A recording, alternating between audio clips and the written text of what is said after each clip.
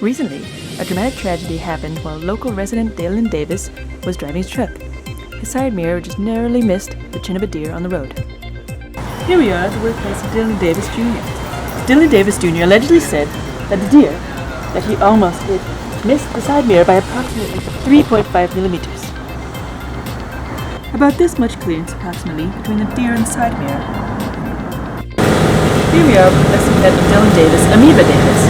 Amoeba Davis was not in the car at the time of the incident, but she knows him very well. What do you think about Amoeba Davis?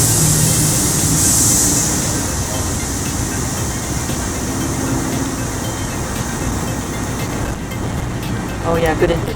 Thank you. Here is a domestic beast reenacting the incident. We have 3 reenactments encased in this educational video for you. Here's a dramatic reenactment that is fake. And here is a dramatic reenactment that is what actually happened. And here we have Shmi the deer, who lives in the area.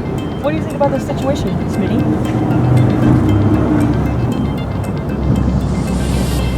Yes, good input.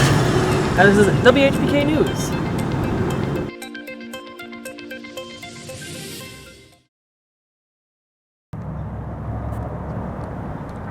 Thank you for your input.